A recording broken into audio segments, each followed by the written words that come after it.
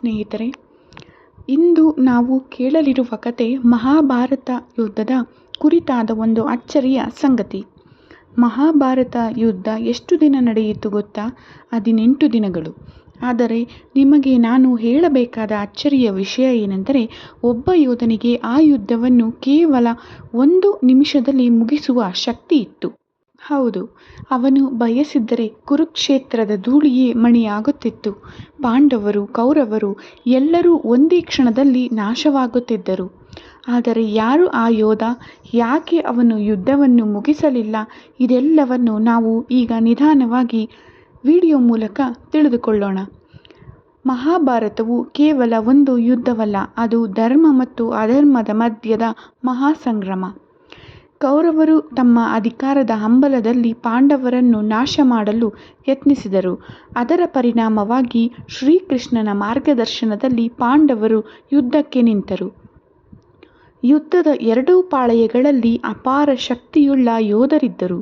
ಭೀಷ್ಮ, ದ್ರೋಣ, ಕರ್ಣ, ಅರ್ಜುನ, ಭೀಮ, ಅಶ್ವತ್ಥಾಮ ಇವರೆಲ್ಲರೂ ದೇವತಾ ಸಮಾನರು. ಆದರೆ ಇವರಲ್ಲಿಯೂ ಒಬ್ಬ ಯೋಧನ ಶಕ್ತಿ ಅಷ್ಟೊಂದು ಅಪಾರವಾಗಿತ್ತು, ಅವನನ್ನು ದೇವತೆಗಳು ಹೆದರುತ್ತಿದ್ದರು. ಅವನ ಹೆಸರೇ ಬರ್ಬರಿಕ. ಬರ್ಬರಿಕ ಮಹಾಭಾರತದಲ್ಲಿ ಹೆಚ್ಚು ಜನರಿಗೆ ಅಜ್ಞಾತನಾದ ಯೋಧ. ಅವನು ಘಟೋತ್ಕಚನ ಮಗ, ಅಂದರೆ ಭೀಮನ ಮೊಮ್ಮಗ. ಘಟೋತ್ಕಚನ ತಂದೆಯು ರಾಕ್ಷಸ ಕುಲದಿಂದ ಬಂದವನಾದರೆ ಬರ್ಬರಿಕನ ತಾಯಿ ಮೋರವಿ, ನಾಗಕುಲದ ರಾಜಕುಮಾರಿ. ಹೀಗಾಗಿ ಬರ್ಬರಿಕನ ರಕ್ತದಲ್ಲಿ ರಾಕ್ಷಸ ಶಕ್ತಿ, ಮಾನವ ಧರ್ಮ ಮತ್ತು ನಾಗಬುದ್ಧಿ ಈ 3ಗಳ ಸಂಯೋಜನೆ ಇತ್ತು. ಅವನು ಬಾಲ್ಯದಲ್ಲೇ ಅವನ ದೇವತೆಗಳಿಂದ ವಜ್ರದಂತೆ ಬಲವಂತನಾದ. ಅವನಿಗೆ ಗುರುವು ಶಿವನ ಅವತಾರವಾದ ಜಮದಗ್ನಿ ಪರಶುರಾಮರು. ಅವರಿಂದ ಬರ್ಬರಿಕನಿಗೆ ದೊರೆತ ಶಕ್ತಿಯೇ ಅವನನ್ನು ಅಜೇಯನನ್ನಾಗಿಸಿತ್ತು. ಬರ್ಬರಿಕನಿಗೆ ಇತರ ಯೋಧರಂತೆ ಸಾವಿರಾರು ಬಾಣಗಳು ಇರಲಿಲ್ಲ. ಅವನ ಬಳಿ ಕೇವಲ 3 ಬಾಣಗಳು ಮಾತ್ರ ಇದ್ದವು. ಆದರೆ ಆ 3 ಬಾಣಗಳ ಶಕ್ತಿಯು ಅಪಾರವಾದದ್ದು. ಅವನ ಮೊದಲ ಬಾಣ ಎಲ್ಲ ಶತ್ರುಗಳ ಗುರುತನ್ನು ಅಂಟಿಸುತ್ತಿತ್ತು. 2ನೆಯ ಬಾಣ ತನ್ನ ಪಾಳೆಯದವರ ಗುರುತನ್ನು ಗುರುತಿಸುತ್ತಿತ್ತು. 3ನೆಯ ಬಾಣ, ಅಂದರೆ ಅಂತಿಮವಾದ ಬಾಣ, ಗುರುತಿಸಿದ ಶತ್ರುಗಳ ತಲೆಯನ್ನು ಕತ್ತರಿಸಿ 3ನೆಯ ಬಾಣವು ಹಿಂತಿರುಗಿ ಬರ್ಬರಿಕನ ಕವಚದಲ್ಲಿ ಹೂತು ಹೋಗುತ್ತಿತ್ತು. ಅಂದರೆ ಒಂದು ಕ್ಷಣದಲ್ಲಿ ಬರ್ಬರಿಕನು ಯುದ್ಧ ಮೈದಾನದಲ್ಲಿ ಯಾರನ್ನಾದರೂ ಸಂಪೂರ್ಣ ನಾಶ ಮಾಡಬಹುದಾಗಿತ್ತು.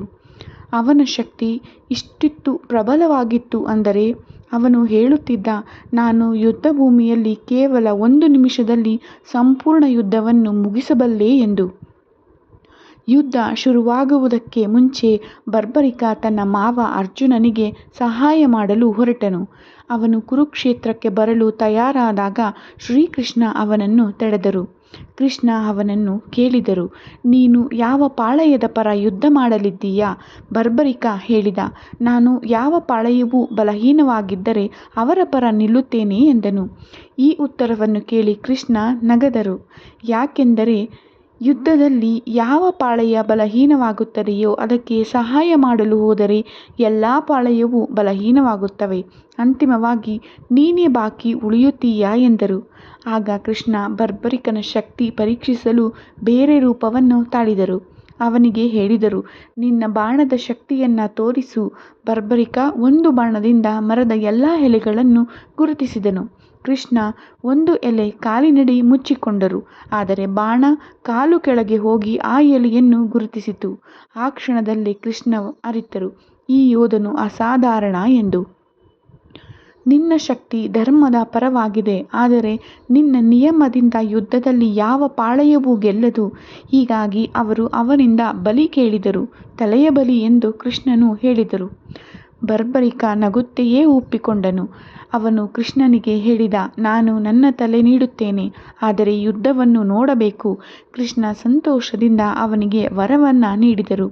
ಅವನ ತಲೆಯನ್ನು ಒಂದು ಬೆಟ್ಟದ ಮೇಲೆ ಇಟ್ಟು ಮಹಾಭಾರತದ ಸಂಪೂರ್ಣ ಯುದ್ಧವನ್ನು ಕಣ್ಣಾರೆ ನೋಡಲು ಅವಕಾಶ ನೀಡಿದರು. ಅದರಿಂದಲೇ ಅವನು ಕಟುಶ್ಯಾಮ ಎಂದು ಪ್ರಸಿದ್ಧನಾದ. ಯುದ್ಧದ ಅಂತ್ಯವಾದ ಮೇಲೆ ಕೃಷ್ಣ ಎಲ್ಲ ಪಾಂಡವರನ್ನು ಕರೆದು ಕೇಳಿದರು, ಈ ಜಯದ ಶ್ರೇಯಸ್ಸು ಯಾರಿಗೆ ಹೋಗಬೇಕು? ಎಲ್ಲರೂ ತಮ್ಮ ಶಕ್ತಿಯನ್ನು ವಿವರಿಸಿದರು. ಆಗ ಕೃಷ್ಣ ಹೇಳಿದರು, ಬರ್ಬರಿಕನ ತಲೆಯನ್ನು ಕೇಳೋಣ, ಏಕೆಂದರೆ ಅವನು ಎಲ್ಲವನ್ನೂ ಕಂಡಿದ್ದಾನೆ ಎಂದು. ಬರ್ಬರಿಕನ ತಲೆ ನಗುತ್ತಾ ಉತ್ತರಿಸಿತು, ಈ ಯುದ್ಧದಲ್ಲಿ ನಾನು ಯಾರನ್ನೂ ಹೋರಾಡುವುದನ್ನು ನೋಡಲಿಲ್ಲ. ಎಲ್ಲೆಡೆ ಕೇವಲ ಶ್ರೀಕೃಷ್ಣನ ಸುದರ್ಶನ ಚಕ್ರ ಮಾತ್ರ ನಾಶ ಮಾಡುತ್ತಿದ್ದಂತೆ ಕಂಡಿತು. ಹೀಗಾಗಿ ಕೃಷ್ಣನೇ ಯುದ್ಧದ ನಿಜವಾದ ವಿಜಯಿ ಎಂದನು. ಇಂದು ಬರ್ಬರಿಕ ಕಟುಶ್ಯಾಮ ಬಾಬಾ ಎಂಬ ಹೆಸರಿನಲ್ಲಿ ರಾಜಸ್ಥಾನದಲ್ಲಿ ಪೂಜಿಸಲ್ಪಡುತ್ತಾನೆ. ಜನರು ಅವನನ್ನು ಕಲಿಯುಗದ ಕೃಷ್ಣ ಎಂದು ಕರೆಯುತ್ತಾರೆ. ಅವನ ಭಕ್ತರು ಹೇಳುತ್ತಾರೆ, ಯಾರು ನಿಸ್ವಾರ್ಥ ಭಕ್ತಿಯಿಂದ ಕಟುಶ್ಯಾಮನನ್ನು ಸ್ಮರಿಸುತ್ತಾರೋ ಅವರ ಕಷ್ಟಗಳು ಕ್ಷಣದಲ್ಲಿ ದೂರವಾಗುತ್ತವೆ ಎಂದು. ಮಹಾಭಾರತ ಯುದ್ಧವು ಧರ್ಮದ ಸಲುವಾಗಿ ನಡೆದ ಒಂದು ಕಾಳಗ. ಈ ಯುದ್ಧವು ಸತ್ಯ ಧರ್ಮದ ತಳಹದಿಯ ಮೇಲೆ ನಡೆದುದರಿಂದ ಸಾಮಾನ್ಯ ಜನರಿಗೆ ಬದುಕಿನ ಅರ್ಥ ಹಾಗೂ ದಾರಿಯನ್ನು ತಿಳಿಸಿಕೊಡುವುದು. ಹಾಗಾಗಿ ಈ ಧರ್ಮ ಯುದ್ಧದ ಒಳಸಾರವು ಸತ್ಯ ಧರ್ಮಕ್ಕೆ ಸದಾ ಜಯ ದೊರೆಯುವುದು ಎನ್ನುವುದನ್ನು ತಿಳಿಸಿಕೊಡುತ್ತದೆ. ಪಾಂಡವರ ಪರವಾಗಿ ನಿಂತ ಶ್ರೀಕೃಷ್ಣ ಪರಮಾತ್ಮನು ಯುದ್ಧ ನಡೆಯುವ ಮುನ್ನ ಕೆಲವು ಪ್ರಶ್ನೆಗಳನ್ನು ಕೇಳುತ್ತಾನೆ. ಆ ಪ್ರಶ್ನೆಗಳಲ್ಲಿ ಈ ಮಹಾನ್ ಯುದ್ಧವು ಮುಗಿಯಲು ಎಷ್ಟು ಸಮಯ ತೆಗೆದುಕೊಳ್ಳಬಹುದು ಎಂದು. ಅದು ಬಹಳ ಸಹಜವಾಗಿ ಉತ್ತರಿಸಿತು. ಆಗ ಭೀಷ್ಮನು ಯುದ್ಧ ಮುಗಿಯಲು 20 ದಿನಗಳು ಬೇಕಾಗುತ್ತದೆ ಎಂದು ಹೇಳಿದನು. ಅದೇ ರೀತಿ ದ್ರೋಣಾಚಾರ್ಯರು 25 ದಿನಗಳು, ಕರ್ಣನು 24 ದಿನಗಳು, ಅರ್ಜುನನು 28 ದಿನಗಳು ಬೇಕಾಗುವುದು ಎಂದು ಹೇಳಿದರು. ಆದರೆ ಬಾರ್ಬರಿಕನು ಕೇವಲ 1 ನಿಮಿಷದಲ್ಲಿ ಯುದ್ಧವನ್ನು ಮುಗಿಸಬಹುದು ಎಂದು ಹೇಳಿದನು. ಆ ಕ್ಷಣ ಎಲ್ಲರಿಗೂ ಆಶ್ಚರ್ಯವನ್ನುಂಟು ಮಾಡಿತ್ತು. ಅಂತೆಯೇ ಅವನ ಸಾಮರ್ಥ್ಯ ಏನು ಎನ್ನುವುದು ತಿಳಿಯಬೇಕು ಎನ್ನುವುದು ಕೃಷ್ಣನ ಮನಗಂಡನು. ಈ ಬಾರ್ಬರಿಕ ಯಾರು ನೋಡೋಣ. ಬಾರ್ಬರಿಕನು ಘಟೋತ್ಕಚ ಮತ್ತು ಮೌರಮಿಯ ಮಗ. ಘಟೋತ್ಕಚನು ಭೀಮ ಮತ್ತು ಹಿಡಿಂಬಿಯ ಮಗನು. ಮೌರವಿ ಯಾದವ ರಾಜನ ಮಗಳಾಗಿದ್ದಳು. ಅಂದರೆ ಭೀಮನ ಮೊಮ್ಮಗ ಬಾರ್ಬರಿಕನು. ಶಿವನ ಪರಮ ಭಕ್ತನಾದ ಇವನು ತನ್ನ ತಾಯಿಯಿಂದ ಉತ್ತಮ ಯುದ್ಧವಿದ್ಯೆಯನ್ನು ಕಲಿತಿದ್ದನು. ಶಿವನಿಂದ ವರ ಪಡೆದಿದ್ದವನು ಬಾರ್ಬರಿಕ. ಬಾರ್ಬರಿಕನು ಶಿವನ ಪರಮ ಭಕ್ತನು. ಇವನು ಶಿವನ ಧ್ಯಾನ ಮಾಡುವುದರ ಮೂಲಕ ವರವನ್ನು ಪಡೆದನು. ನಂತರ ಮಹಾನ್ ಶಕ್ತಿಶಾಲಿಯಾದನು. ಇವನು ತನ್ನ ಭಕ್ತಿ ಹಾಗೂ ಜ್ಞಾನಗಳ ಮೂಲಕ 8 ದೇವತೆಗಳಿಂದ, ಅಂದರೆ ಅಷ್ಟದೇವತೆ, 3 ವಿಶೇಷ ಶಕ್ತಿಯ ಬಾಣಗಳನ್ನು ಪಡೆದುಕೊಂಡಿದ್ದನು. ಒಂದು ಬಾಣವು ಯಾವ ವಸ್ತುಗಳನ್ನು ಗುರಿಯಾಗಿಡಲು ಬಯಸುತ್ತವೆಯೋ ಅವುಗಳೆಲ್ಲವನ್ನು ಗುರುತಿಸುವ ಸಾಮರ್ಥ್ಯವನ್ನು ಹೊಂದಿತ್ತು. 2ನೇ ಬಾಣವು ಬಾರ್ಬರಿಕನು ಯಾವುದನ್ನು ಉಳಿಸಲು ಬಯಸುತ್ತಾನೋ ಅವುಗಳನ್ನು ಗುರುತಿಸುವ ಶಕ್ತಿಯನ್ನು ಪಡೆದುಕೊಂಡಿತ್ತು. 3ನೇ ಬಾಣವು ಬೇಡ ಎಂದು ಗುರುತಿಸಿದ ಎಲ್ಲ ವಸ್ತು ಮತ್ತು ವ್ಯಕ್ತಿಯನ್ನು ನಾಶ ಮಾಡುವ ಸಾಮರ್ಥ್ಯವನ್ನು ಪಡೆದುಕೊಂಡಿತ್ತು. ಅಂದರೆ ಬಾರ್ಬರಿಕನು ಮನಸ್ಸು ಮಾಡಿ ಯಾವುದನ್ನು ಬೇಡ ಎಂದು ಗುರುತಿಸಿದ್ದನೋ ಅವುಗಳನ್ನು ಒಂದೇ ಸಮಯದಲ್ಲಿ ನಾಶ ಮಾಡುವ ಸಾಮರ್ಥ್ಯವನ್ನು ಹೊಂದಿದ್ದವನು. ಬಾರ್ಬರಿಕನ 3 ಬಾಣಗಳನ್ನು ಒಮ್ಮೆ ಬಿಡುಗಡೆ ಮಾಡಿದರೆ ಎಲ್ಲವನ್ನು ಒಮ್ಮೆಲೆ ನಾಶ ಮಾಡುವಂತಹ ಸಾಮರ್ಥ್ಯವನ್ನು ಹೊಂದಿದ್ದನು. ಹಾಗಾಗಿಯೇ ಕೃಷ್ಣ ಕೇಳಿದ ಪ್ರಶ್ನೆಗೆ ಕೇವಲ 1 ನಿಮಿಷ ಸಾಕು ಎಂದು ಉತ್ತರಿಸಿದನು. ಶ್ರೀಕೃಷ್ಣ ಬಾರ್ಬರಿಕನನ್ನು ಪರೀಕ್ಷಿಸುತ್ತಾನೆ. ಇದರ ಕಥೆಯನ್ನು ಸ್ವಲ್ಪ ಕೇಳೋಣ. ಬಾರ್ಬರಿಕನ ವಿಶೇಷವಾದ ಶಕ್ತಿಯನ್ನು ತಿಳಿದ ಶ್ರೀಕೃಷ್ಣನು ಅವನೊಂದಿಗೆ ಒಂದು ಕುತೂಹಲಕರವಾದ ಆಟ ಆಡಲು ನಿರ್ಧರಿಸುತ್ತಾನೆ. ಆಗ ಬಾರ್ಬರಿಕನು ಯುದ್ಧಕ್ಕೆ ಸೇರಲು ಹೊರಟಿದ್ದನು. ಆ ಸಂದರ್ಭದಲ್ಲಿ ಶ್ರೀಕೃಷ್ಣ ದೇವನು ಒಬ್ಬ ಸಂತನ ವೇಷ ಧರಿಸಿ ಕಾಡಿನೊಳಕ್ಕೆ ಹೋದನು. ಆ ಸಮಯದಲ್ಲಿ ಎದುರಾದ ಬಾರ್ಬರಿಕನ ಬಳಿ ಎಲ್ಲ ಎಲೆಗಳನ್ನು ಗುರುತಿಸುವುದರ ಮೂಲಕ ನಿನ್ನ ಶಕ್ತಿಯನ್ನು ತೋರಿಸು ಎಂದು ಹೇಳಿದನು. ಸಂತನ ಮಾತಿಗೆ ಬೆಲೆ ನೀಡಿದ ಬಾರ್ಬರಿಕನು ಬಾಣವನ್ನು ಬಿಡಲು ಕಣ್ಮುಚ್ಚಿದನು. ಆ ಸಮಯದಲ್ಲಿ ಶ್ರೀಕೃಷ್ಣನು ಒಂದು ಎಲೆಯನ್ನು ತೆಗೆದು ತನ್ನ ಪಾದಗಳ ಅಡಿಯಲ್ಲಿ ಮರೆಮಾಡಿದನು. ಬಾರ್ಬರಿಕನು ಬಾಣವನ್ನು ಬಿಡುಗಡೆ ಮಾಡಿದ ಬಳಿಕ ಕಾಡಿನಲ್ಲಿ ಇರುವ ಎಲ್ಲ ಎಲೆಗಳನ್ನು ಸಹ ಬಾಣ ಗುರುತಿಸಿತು. ಅಂತೆಯೇ ಒಂದು ಬಾಣವು ಶ್ರೀಕೃಷ್ಣ ಪಾದದ ಬಳಿ ಸುತ್ತುತ್ತಿತ್ತು. ಆಗ ಕೃಷ್ಣನು, ಈ ಬಾಣ ಏಕೆ ನನ್ನ ಕಾಲ ಬಳಿ ಸುತ್ತುತ್ತಿದೆ ಎಂದು ಕೇಳಿದನು. ಆಗ ಬಾರ್ಬರಿಕ ಹೇಳಿದನು, ಒಂದು ಎಲೆ ನಿಮ್ಮ ಪಾದಗಳ ಕೆಳಗೆ ಇರಬಹುದು, ಹಾಗಾಗಿ ಬಾಣವು ನಿಮ್ಮ ಪಾದಗಳ ಸುತ್ತ ಸುತ್ತುತ್ತಿದೆ ಎಂದು ಹೇಳಿದನು. ಬಾರ್ಬರಿಕನ ಈ ಮಹಾನ್ ಶಕ್ತಿಯನ್ನು ಕಂಡ ಶ್ರೀಕೃಷ್ಣ, ಇವನು 1 ನಿಮಿಷದಲ್ಲಿ ಯುದ್ಧವನ್ನು ಪೂರ್ಣಗೊಳಿಸುವ ಶಕ್ತಿಯನ್ನು ಪಡೆದುಕೊಂಡಿದ್ದಾನೆ ಎಂದು ದೃಢವಾದ ನಿಲುವಿಗೆ ಬಂದನು. ಕೃಷ್ಣನ ಕುತೂಹಲದ ಪ್ರಶ್ನೆಯನ್ನು ಕೇಳುತ್ತಾನೆ. ಕೃಷ್ಣನು ಬಾರ್ಬರಿಕನ ಸಾಮರ್ಥ್ಯವನ್ನು ತಿಳಿದು ಅಷ್ಟಕ್ಕೆ ಸುಮ್ಮನಾಗಲಿಲ್ಲ. ಬದಲಿಗೆ ಒಂದು ಕುತೂಹಲದ ಪ್ರಶ್ನೆಯನ್ನು ಕೇಳಿದನು. ನೀನು ಯುದ್ಧ ಮಾಡಲು ಹೋಗುತ್ತಿರುವೆ ಎಂದು ಹೇಳುತ್ತಿದ್ದೀಯಾ? ಯಾರ ಕಡೆ ಸೇರಿಕೊಳ್ಳುವೆ ಎಂದು ಪ್ರಶ್ನಿಸಿದನು. ಆಗ ಬಾರ್ಬರಿಕನು, ನಾನು ನನ್ನ ತಾಯಿಗೆ ಯಾರು ದುರ್ಬಲರಾಗಿರುತ್ತಾರೆ ಅವರ ಕಡೆ ನಿಂತು ಯುದ್ಧ ಮಾಡುತ್ತೇನೆ ಎಂದು ಮಾತು ಕೊಟ್ಟಿದ್ದೇನೆ. ಅದರಂತೆಯೇ ಕೌರವರು ಮತ್ತು ಪಾಂಡವರಲ್ಲಿ ಸೈನ್ಯದ ತುಲನೆ ಮಾಡಿದರೆ ಪಾಂಡವರು ದುರ್ಬಲರು. ಹಾಗಾಗಿ ಪಾಂಡವರ ಕಡೆ ನಿಂತು ಯುದ್ಧ ಮಾಡುವೆ ಎಂದು ಹೇಳಿದನು. ಆಗ ಕೃಷ್ಣನು ಮತ್ತೊಂದು ಪ್ರಶ್ನೆಯನ್ನು ಕೇಳಿದನು. ಪಾಂಡವರ ಶಕ್ತಿಯಿಂದಾಗಿ ಕೌರವರು ದುರ್ಬಲರಾದರೆ ಅವರ ಕಡೆ ನಿಂತು ಯುದ್ಧ ಮಾಡುವೆಯಾ ಎಂದು ಕೇಳಿದನು. ಹೌದು ಎಂದು ಬಾರ್ಬರಿಕನು ಉತ್ತರಿಸಿದನು.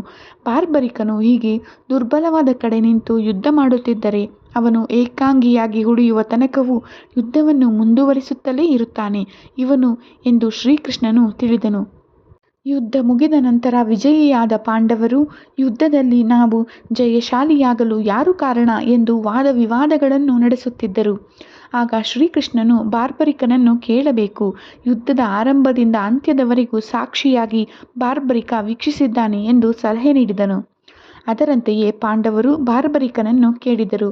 ಆಗ ಬಾರ್ಬರಿಕ ಶ್ರೀಕೃಷ್ಣನ ಸೂಕ್ತ ಸಲಹೆಯಿಂದಾಗಿ ನೀವು ಯುದ್ಧವನ್ನು ಗೆಲ್ಲಲು ಸಾಧ್ಯವಾಯಿತು ಎಂದು ಹೇಳಿದನು. ಯುದ್ಧವನ್ನು ಸಂಪೂರ್ಣವಾಗಿ ವೀಕ್ಷಿಸಿ ನ್ಯಾಯವಾದ ತೀರ್ಪನ್ನು ಪಾಂಡವರಿಗೆ ನೀಡಿದ ಬಾರ್ಬರಿಕನಿಗೆ ಶ್ರೀಕೃಷ್ಣನು ಆಶೀರ್ವಾದವನ್ನು ಮಾಡಿದನು. ನಂತರ ರೂಪವತಿ ಎಂಬ ನದಿಯಲ್ಲಿ ಅವನ ತಲೆಯನ್ನು ಮುಳುಗಿಸಿದನು. ಕಲಿಯುಗ ಪ್ರಾರಂಭವಾಗಿ ಹಲವು ವರ್ಷಗಳು ಕಳೆದ ಬಳಿಕ ಬಾರ್ಬರಿಕನ ತಲೆಯನ್ನು ರಾಜಸ್ಥಾನದ ಸಿಕಾರ್ ಜಿಲ್ಲೆಯ ಋತು ಗ್ರಾಮದಲ್ಲಿ ಸಮಾಧಿ ಮಾಡಲಾಯಿತು. ಋತು ಗ್ರಾಮದ ರಾಜ ರೂಪ್ ಸಿಂಗ್ ಚೌಹಾಣ್ ಬಾರ್ಬರಿಕನ ತಲೆಗೆ ದೇವಾಲಯವನ್ನು ನಿರ್ಮಿಸಿದನು.